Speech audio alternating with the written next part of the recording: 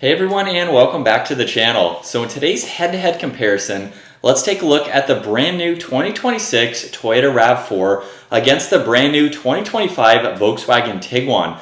Now, a few weeks ago, I was able to attend a Toyota RAV4 event where we checked out pretty much the entire lineup, getting to drive them, see all the features. As of the time of this filming, we do not have pricing for the new RAV4 just yet. However, we do know they are going to start in the mid $30,000 range. Now, for the redesigned Volkswagen Tiguan, we do have driving experience with that, of course. We've been able to check out two of them so far for this latest model. And in today's head-to-head comparison for the Volkswagen, we have the SEL R-Line, which is right around $42,000. So for the comparison with the RAV4, I am using a trim level that is going to have very similar features. So that's why I chose the Limited.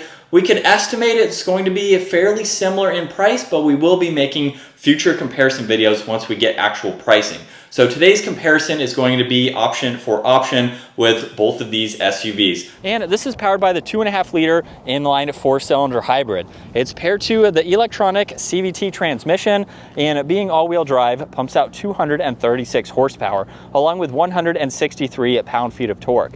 Now this weighs in around 3,800 pounds. It also has a fuel capacity of 14.5 gallons.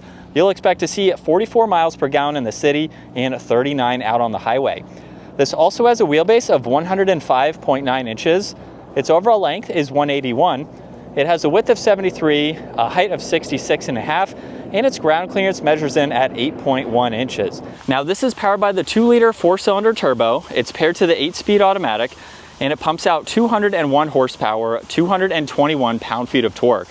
That power is sent through the 4Motion all-wheel drive system, propelling this 3,800-pound SUV from 0 to 60 in 7.7 seconds. It has a top speed of 114 miles an hour. It also has a fuel capacity of 15.6 gallons, and you'll expect to see 22 miles per gallon in the city and 30 out on the highway.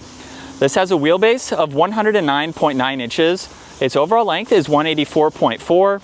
It has a width of 73, a height of 66.1, and the all-wheel drive versions have ground clearance of 7 inches. Now with the Limited trim level, you'll notice that we have a very nice design for the 20-inch wheels, and there's some trim accents that set it apart from some of the other models. You'll notice up front with the body-colored grille, this gets the brushed aluminum accents there. There's also a forward camera along with all the parking sensors, and then LEDs for all of the lighting, which have a nice dark housing to them, integrated nicely around the bodywork, and then there's fog lights in the trim accents in the middle section. There's also some more cutouts in the lower section of the bumper there, and then really nice hood lines for both sides. Now, as we move on to the exterior styling, this has a lot of differences compared to the previous generation. You'll notice first up, there's LED lighting, which is not new, but there's also a DRL strip that runs all the way towards the VW badge right in the middle. So that DRL gives it a really nice look, and then the dark housings blend in nicely with the rest of the gloss black accents. Now this model also features a forward-facing camera. There's some cutouts in that grille too, along with parking sensors in the lower section and a lot more cutouts. Now there's also active grille shutters located in the back there to open and close as needed. And there's also huge inlets on both sides with more of the gloss black accents to provide some better airflow. And then really subtle lines coming down the hood just to give it a nice stylish look. Now coming back to the side, there's the two-tone design for those 20-inch wheels. And then you'll notice there's plastic fender flares, both front and rear. There's also some plastic in the lower bumper, and it's also on the side skirts as well. Now with the Limited, you also get this flush design, just to give it a clean look. Now there's also gloss black for the mirrors, which have a camera and a turn signal. This gets gloss black for the roof racks and a full panoramic sunroof. And then as we take a step back, really nice lines, especially in this back door here. Now this model also has a two-tone design for these wheels, and you'll notice the fender arches are finished off in gloss black, so tying in with the front end design. There's also an R badge just underneath the side mirrors, which have a camera and a turn signal, and then they have the body-colored mirror cap. You'll notice there's some chrome for the window trim, brushed accents for the roof racks, and then a full moonroof up top. And then as we take a step back, really nice proportions and the lines that run down the side. And the new Tiguan is also a 2-row SUV now instead of having the 3rd row. So it is a little bit shorter in that back panel there, simply because it does not have that 3rd row anymore. And then you'll notice this trim accent that goes from the cargo window all the way to the spoiler and back. where this has the third brake light. Wiper blade is mounted in the lower section. There's also LEDs for all of the lighting, backup camera with all the parking sensors, some more gray trim for the lower bumper, and then with the hitch, this can tow right around 3,500 pounds. Now you have the control on the key fob or the button up underneath, where you can also lock the vehicle too. So you have two buttons up underneath there. And you have a good bit of cargo space with the back seats up. You'll notice there's a storage net here along with an outlet. You have cargo lights, and then this even has the spare tire where you could use it for extra storage if you needed, which is nice. JBL is the audio system for this model. You have this cover here, which is removable, and then you can fold the back seats down for even more interior cargo. And then there's two controls up top to close the liftgate or to lock the vehicle as well. And you'll notice too in back, that trim accent comes all the way to the back of the vehicle where there's some gloss black accents. Body colored spoiler with the third brake light. Wiper blade is in the lower section, and then as you can tell with the illuminating lights, the Volkswagen badge also lights up red, which is neat to see. There's LEDs for all of that lighting, of course, backup camera, all of the parking sensors, and then you'll notice some plastic for the lower section of the bumper there. Now this does have remote start, so if you lock on it and double tap this button, you can start it up as needed. And then you can just double tap that again, shut it off, and you have lock and unlock and the liftgate release. If you don't want to use the key fob, you can use the control underneath to open up that power operating liftgate. Now in back, there's still a decent amount of space. You do have some storage underneath the floor, so just by lifting this up, there's a spare tire. You might be able to fit a few items down there, but there's also this massive cubby on the left side. Now you can also fold down the back seats from the back, so that's very convenient to do. And then you'll notice you have some hooks as well, the dome lights. There's a 12 volt and then a little bit of storage tucked away up front there. So definitely plenty of space for this smaller SUV. And then you can easily close the liftgate. Now as we work our way to the interior, this has a really nice gray design for these soft touch materials. There's a little bit of storage down below. You could use the grab handle area for additional storage. All of the hybrid components are up underneath the seat here. And then in order to fold these down, simply pull the release, or you can fold these flat and you have a large opening for additional items. Now at my height, 5'10", I have a good bit of space. Now with the Limited, you do get the easy entry exit seat. So it does move backwards. When you hop in, it will move forwards into its position. So this does go forwards, but even then I have a good bit of space. Now you get heated rear seats. There's auxiliaries and vents. And then at my height, I have maybe 2 inches or so of headroom. So it's not bad. You could be a little bit taller than me and still fit in the back. Now you also have your cup holders and armrest and that cargo window to help see around this pillar. Now if the vehicle is locked for whatever reason, there's no proximity door handles on the back, but you can simply just grab the front or the key fob to unlock them. Really nice design for this interior. This features Harman Kardon for the sound system. There's a good bit of storage down below, some stitching on the armrest there. And then from this angle, you can see you can remove this cover, of course, so you have a lot more interior space, and you can easily release the seat and lock it into place, where they have a two-tone design for this model. So very nice to see that. Now at 5'10", it's extremely easy to hop into the back. You do have storage pockets, there's vents in the middle, you get heated rear seats along with the auxiliaries below that. And then at my height, I have about 2 inches or so of headroom, but I can sit upright and be comfortable. Now these seats do not recline, but they are angled back slightly just to give you a little bit more comfort. Right in the middle, there's your cup holders and armrest, and then you have those small cargo windows to help see around this pillar in the back. Now with the Limited, you also get memory seating adjustments. You have window controls, side mirror adjustments, more storage down below, and you get power operating front seats with some neat designs in the insert. And then as we hop in and start this up, this has a leather trimmed steering wheel. On the right side, there's all of the cruise control settings, distance pacing, lane keeping assist. On the left side, there's tuning, volume, voice commands, and then you can go through the digital gauge cluster. So if you go left and right, you can pull up these preset diagrams to bring up all this information. And then if you go up and down, you can control info on that left side. Right side is going to be fixed, but you have quite a lot that you can go through. Now on the left, there's a dimmer switch for the gauges, power liftgate. You have fuel cap release down below.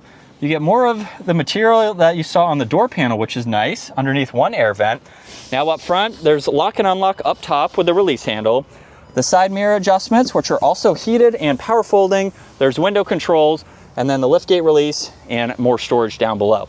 Now this also has memory seating adjustments, and you get massaging seats, which is very nice. And then the rest of the automatic adjustments for these seats. And then again, it's a low SUV, so it's easy to hop into, where we are greeted with a solid and perforated leather steering wheel. The R logo is in the lower section there. And then to start this up, that is located with the 2 buttons that are also down below. So you can just push on that to start it up, where you'll notice a massive infotainment system along with the digital gauge cluster. Now on the steering wheel, on this right side, there's voice commands, the heated steering wheel adjustment, there's also tuning, a view button, and then on the left side, there's volume and all of the cruise control settings. So by using some of these controls, we can now go through the digital gauge cluster, where you can go through a good bit of information, and you'll notice the entire display will change depending on the information that you are viewing. So you'll notice you can pull up the navigation there, and you can also adjust what you would like to see on both sides. So you can even go to no display as well, so you won't have any info, but you'll still be able to see the tach there. And you can also minimize those by pushing on view. So now you can see more of the navigation as you would like to see, and you can still pull up some more information on that side too. So very nice to be able to go through this. You can click on view one more time and change it. So again, just depending on how you want to view this information, it's very configurable, which is nice to see. Now on this left side, you have a little bit of storage down below. There's all the headlight adjustments, really nice wood trim accent that actually disappears behind the screen and goes to the passenger side. Now this also has a head-up display, so it's showing miles per hour at the moment. There's also leather for the dash. Really neat trim accent on this passenger side, where there's also the R logo on that far edge. And then you have the large infotainment system. Now for the home screen, you can swipe through all of this and you can customize it depending on what you use the most. You can also get into the navigation along with music, pair your phone, and then you have a lot of settings to go through as needed. Now, still within the screen in the lower section, you can get into the heated and ventilated seats. There's also an auto control. There's the heated steering wheel. You have temperatures where you have physical buttons that you can use too. Fan speeds in the middle, there's volume, defrosters, and you can even get into the rear adjustments too with the rear heated seats. So that is nice to see. Now, Toyota has also updated their voice commands to make it much easier to use. Hey Toyota, turn up the fan speed. Raising the fan speed. So you don't have to use it as a touchscreen system, which is nice. You have vents underneath that, dual wireless charging with tons of space. You get a lot of storage underneath, and then you do have different driving modes. They will change on the gauge cluster too, so you can go through these as needed, and you can go through the EV modes too, so if you'd like to use that. There's a trail and snow mode, normal mode too. There's auxiliaries, downhill assist, traction control. You even get parallel parking, which is a nice feature. And you also have the camera system. So you can go through this, swipe through, and then you have your backup camera, of course, and then your forward-facing camera. Now with the shifter and the limited, this is what you have. So you push it forwards for reverse, down for drive. If you do that one more time, you can use the regenerative braking, which is nice, and then park's located in front of that. You have 2 cup holders, auto hold and the e-brake, and then the center armrest actually opens up 2 different ways. And then if you push on both of the releases, you can actually completely remove this where you have a lot of space and then flip it around. And this will give you some storage that you can use on top. You have a locking glove box, storage up top, and then this has garage door buttons on one side and controls for the digital rear view mirror on the other. So you can go through those angles as needed. You have controls for the sunshade and sunroof, along with dome lights and a sunglass holder too. And then here's a look at visibility, where you have a lot of glass. So it's very easy to see over both shoulders. And then working your way to this massive infotainment system, you have a lot to go through. You can bring up all these icons like Apple CarPlay, Android Auto, get into the navigation. You can look at your climate adjustments, go through an off-road page too, so you can monitor the downhill assist, look at your steering angle too, and then you can even go into some of the displays here as well. Now there's also the ambient lighting, so you can change all of that. You can get into the seats as well for your driver and passenger, and even get into the massaging seats and your seating position. Now also up top, you can push on your favorites, and you can bring up some of these and add them as needed. There's also a shortcut to the engine start stop, navigation, and your phone. You can pull up your music. You can even add some more information depending on what you use the most. There's also a home button right in the middle in the lower section, so you can get to this angle. If you push on it again, you can get to a split view now to monitor all of this. Now, also in the lower section, there's shortcuts to the heated and ventilated seats. You'll notice climate adjustments, so you can quickly push on those, and now you can view that in full screen, where there's also defrosters, the heated steering wheel, and you can get into the rear climates, even adjust the heated seats from up front, which is very helpful. You have where you'd like the air to go to, and then you can pull up the fan speed as well. There's temperature dials on both sides where you can use the screen, or you can just swipe your finger on this lower section. You can do the same thing with the volume right in the middle as well. And then to put this into reverse to show the camera system, that is located on the column for the steering wheel. So if I twist it forwards, that is for drive. Twist it towards yourself, that is for reverse. So you can bring up the camera system here where you have a few different angles that you can get into. You can even pull that up in full screen and hide that top-down view away. There's also the park assist as well, so you have parallel parking, which is fantastic to see. And then park is located on the end of that stalk. Now there's air vents underneath that, and then you have cup holders with a little bit of storage, and then you'll notice you do have a volume button down below. So you can actually push on this though and choose what you would like it to be. So you have volume. If you click down on it, now we have different driving modes that you can go through, and you can even get into some of these active modes here. So you can actually change the atmosphere where you are changing the gauge cluster and all of the lighting too. So pretty neat to see how configurable this center button is. And then there's the engine start stop and e-brake on both sides. Now there's also wireless charging down in the lower section here along with some auxiliaries, and then there's plenty of storage located throughout this entire compartment where you have that removable tray.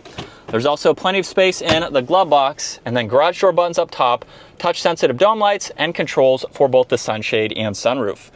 And then here's a look at visibility, where it's very easy to see. So you have quite a lot of glass for this SUV. And still in sport mode, here we go. And we can get up to speed. So again, I think it has a pretty good amount of power, and you do have the different driving modes. So it will adjust your throttle response depending on the mode that you would like.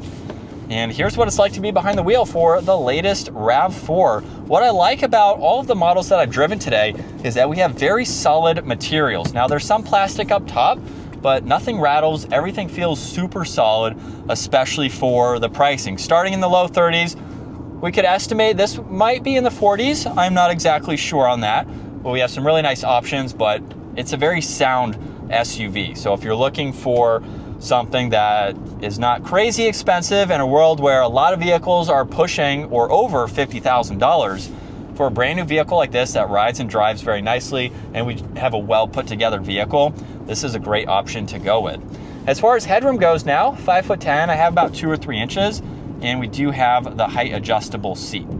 It doesn't go down too much further than that, so you might be pushing it at 6 feet or taller, but it just depends on your body style and your personal preference with that.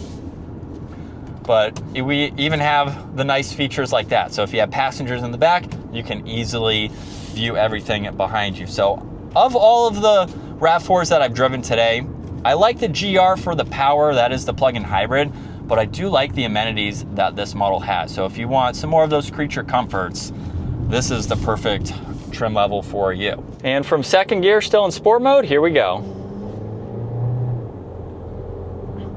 So there is an S mode that the vehicle will go into. So you have S4, or you can twist it again and go back into drive. So you will see a slight difference in the throttle response along with the shifting points when you put it into the S mode versus just normal driving. But this is what it's like to be behind the wheel for the new Tiguan.